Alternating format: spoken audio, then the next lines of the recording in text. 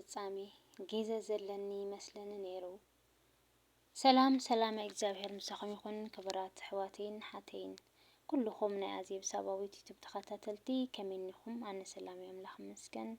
ከምታ ኣነ ሰላም ዘለኽዎ ሰላም ክትኮነለይ ባዕልቲ ሙሉእ ተስፋ እየ እምበኣር ከዓ ከምቲ ኩሉ ግዜ ብካልእ ቪድዮ ከዓ መፅአክም ኣለኹ። ኣዝያ ኣምሃሪት ትኾን ነብስና ትጠቕመና ኣብ ገጽ ፌስቡክ ትዛወር ዘላ ናይ ሓንቲ ሓፍትና ኣሕዛኒት ብጣዕሚ ትሕዝን ዛንታ እያ ማለት እዩ። ቅድመይ ወይ ርኢኹምዋ እውን ክትኮን ትኽእሉ ካብኡ ከዓነ ንኹልና መምሃሪት ስለ ዝኾነት ከዓ በዚ ከዓ ናይ ብምንባብ ዘይምችወኩም ከምዚ ብድምፂ መፂና ከዓ እንዳሰማዕኹም ክትመሃሩሉ ማለት እዩ። እስቲ ካብዚኣ ብዙሕ ነገር ንምሃር እሞ እስቲ ዝተተምሃርናዮ ኣብ ኮመንት ፅሒፍና ንግለፅ ብዝብል ሒዘያ መፅአ ንሕሞ ሰናይ ምክትታል። ሹመይ ኤሚሊ ይበሃል።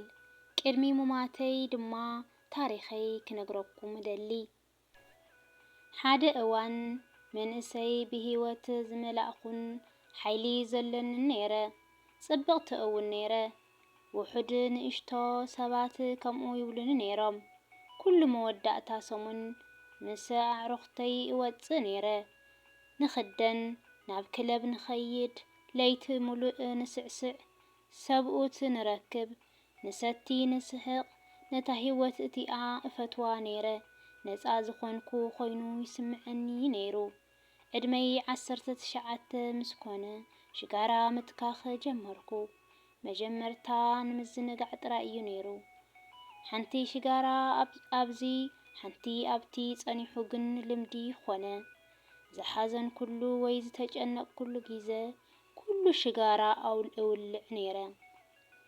ኩሉ ፓርቲ ኩሉ መስተ ምስ ሽጋራ ዝተኣሳሰረ ነበረ። ብዙሕ ኣይሓሰብኩን ገና መንእሰይ እየ ግዜ ኣለኒ ኢለ ኣሓስብ ነይረ። ግን ተጋግየ ነይረ። ዕድመይ 28 ምስ ኮነ ኣብታ ታሕተዋይ ከብደይ ቃንዛ ክስምዓኒ ጀመረ። ዕሽሽ በልክዋ ንቡር መሲሉኒ ድሕሪኡ ኣብ መንጎ ናይ ወርሒ ኣበባይ ከቢድ ደም ክፈሰኒ ጀመረ። ብዙሕ ክብደት ሰብነት ቀነስኩ። ግን ምናልባት ናይ ጭንቀት ይኸውን ኢለ ሓሰብኩ። ናብ ሓኪም ክኸይድ ከለኹ ግን ድሮ ግዜ ሓሊፉ ነይሩ። ኤሜሊ ይበለኒ እቲ ሓኪም ናይ ማህፀን መንሽሮ ኣለኪ። መጀመርታ ኣይተረዳእንን ንመዓልትታት በኸኹ። ንኣምላኽ ካልእ ዕድል ክህበኒ ለመንክዎ። ግን እቲ መንሽሮ ድሮ ተዘርጊሑ ነይሩ። እቲ ሓኪም ሓደ ካብቲ ምኽንያት ሽጋራ ምትካኽ ምዃኑ ነገረኒ። እቲ ኣብ ሽጋራ ዘሎ ኬሚካላት ንማህፀነይ ቀስ ብቐስ ከም ዝጎድኦ ገለጸለይ። ኣይፈልጥን ነይረ። ምንም ዝነገረኒ ኣይነበረን። ሕጂ ኩሉ መዓልቲ ብቃንዛ ይነብር ኣለኹ። ብግቡእ ክስጉም ኣይክእልን። ሕጂ ኣዝየ ቀጢነ ስለ ዘለኹ ኣዕጽምተይ ይረአ ኣሎ። ነታ ናይ ቀደም ኤሜሊ እኳ ኣይመስልን። እቶም ኣብ ክለብ ዘሕልፍክዎም ለይትታት እቶም መስተታት እቶም ሽጋራታት ንዋግኦም ኣይነበሩን። እቶም ኣዕሩኽ ሕጂ የለውን። እቶም ዝተቐራረብክዎም ሰብኡት የለውን። ሕጂ ኣደይ ጥራይ እያ ኣብ ጥቓይ ተቐሚጣ ሞት እናተጸብኹ ንብዓተይ እትጸርገለይ። ነዛ ጽሕፍቲ እተንብቡ ዘለኹም መናእሰያት ኣዋልድ በጃኹም ሽጋራ ምትካኽ ኣቋርጹ። ንሰብነትኩም ተኸባኸቡ። ክትሓሙ ንእሽቶ ከም ዝኾንኩም ኣይትሕሰቡ። ኣነ እውን ከምኡ ኢለ ኣሓስብ ነይረ። ሕጂ ግን ይመውት ኣለኹ። ህይወት ሓጻር እያ። ጽባቐ ይሃስስ እዩ። ጥዕናኹም ግን እቲ ክትከላኸልሉ ዘለኩም እንኮ ነገር እዩ። እቲ ሕጂ ዘሎ ምዝንጋዕ ጸኒሑ ቃንዛኹም ንኸይኸውን ተጠንቀቑ። ምንጪ ካብ ማሕበራዊ ፌስቡካት እየ ኣንቢበያ።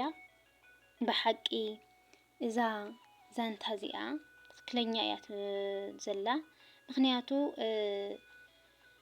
ብጣዕሚ ዘሕዝን እዩ ንሕና ደቂ ሰባት ኣለና ንብል ንሕና ደቂ ሰባት ፅባሕ የርክበሉ እየ ንብል ንሕና ደቂ ሰባት ንኩሉ ኣለና እናበልና መልክዕ ዘይሃስስ ይመስለና ፅባቐ ዘይሃስስ ይመስለና ገንዘብ ዘይውዳእ ይመስለና በቃ ኩሉ ነገር እሲ ሓጎስ ዘለዎ ይመስለና እዚ ናይ ምድሪ ናይዚ ምድሪ እዚ ግን ምንም ሓጎስ የብሉን ባዕልና ሕማም ነምፅእ ባዕልና ጭንቀት ነምፅእ ካብ ባዕልና እዩ ምክንያቱ ባዕልና ጭንቀት ነምፅእ ክብል ከለኹ ሽጋራ ክነስትክኽ ከለና ንግዚኡ ዘቕስነና ዘሎ ክመስለና ይኽእል ግን ቀስ እናበለ ሕማም የምፀልና ሓምዚ ሓፍትና ቅርሺ ብዘይውነና እንዳ መስተታት እንዳኻሊእ ክወስደና ይኽእል ንግዚኡ ዝሕጉሰና ዘሎ ክመስለና እዩ ግን የሕጉሰናን ዘለኣለማዊ ሓጎስ ኣብኡ ይኮነን ዘሎ ተንኽእልሲ ዘለኣለማዊ ሓጎስ ኣብ ፈጣሪ እዩ ዘሎ ኣነ ንባዕለይ ንነብሰይ ዝምህር ኣለኹ እምበይ ኣብኡ ኣለኹ ማለት ኣይኮነን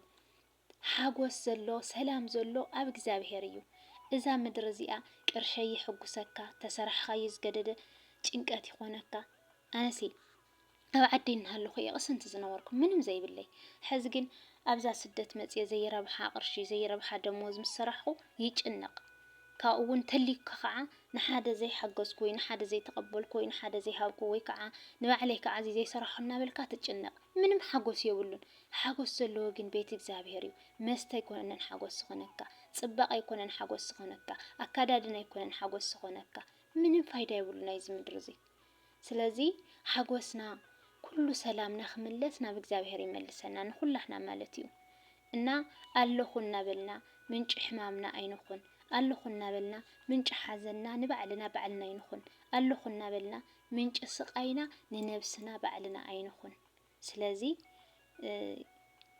ኣለና እናበልና ንባዕልና ምንጭ ስቃይናን ምንጭ ሓጢያትናን ምንጭ ሰላም መስኣናን ኣይንኹና ነታ ነብስና ማለት እዩ ምንም ኣብዛ ምድርስ ሓጎስ የለን ሓጎስና ኣብዛ ምድሪ ኮይንና ቅስነት ክንኮን እንተኮይንና እኳስ ናብ እግዚኣብሔር ተቐሪብና ማለት እዩና ብፅባቐና ብኻሊእና ክንምካሕን ክነብልን የብልናን ካብዚ ሓፍትና ብዙሕ ተማሂርና ንኸውን ዘምህረና ነገር ሕጂ ንዓይ ዘምሃረኒ እዛ ምድርስ ትርፊ ዘይብላ ፀብቕ ይመችኻ ብላዕ ስተ ምንም እንደገና ከዓ ባዕልኻ ስቃይ ከም ተምፅኡ ነምሂራትኒ ሓደ ግዜሲ ጭንቅ ክብለካ ከሎስ ገለ ያኒ ኮምታት ተጠቐምሽ መፀካ እዩ ግን ኖ ንሱ ምንም ሓጎስ ኣይኸውን ንግዚኡ ክመስለና ይኽእል ባዕልና ሕማም ባዕልና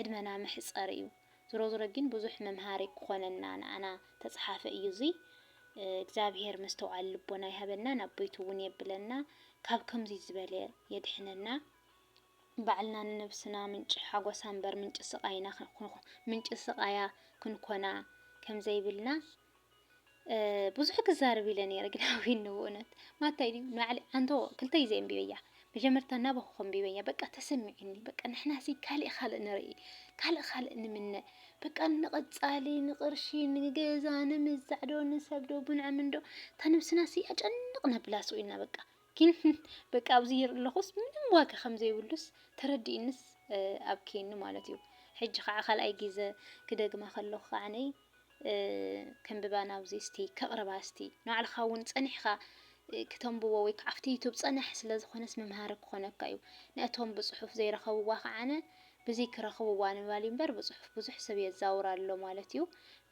ሰላም እግዚኣብሔር ምሳኹም ይኹን ብዙሕ ክንመሃረላ ኣና እስቲ ካብዚኣሲ ንነብስናሲ እንታይ ተማሂርናላስ ኮመንት ንፅሓፍ ዝተጋግኽዎ ኣርሙኒ ገእጋእ እናበልኩ ኢለቃ ብዙሕ ክዛረብ ሓሲበ ነይረ ግን ኣዊን ኣሎ ኣይስተኻኸልኩዎን ማለት እዩ ንባዕለይ ብዝተረድአኒ ግን ነታ ነብሰይ ኣምሂራት እንላሞ እስቲ ንነብስኩም እንታይ ኣምሂራትኩም እስቲ ካብዚኣ ተምሃርኩምዎ ኣብ ኮመንት ፃሓፉለይ ብካልእ ቪድዮ እስካብ ዝመፀኩም ሰናይ ቅንያት ሰላም ኩነለይ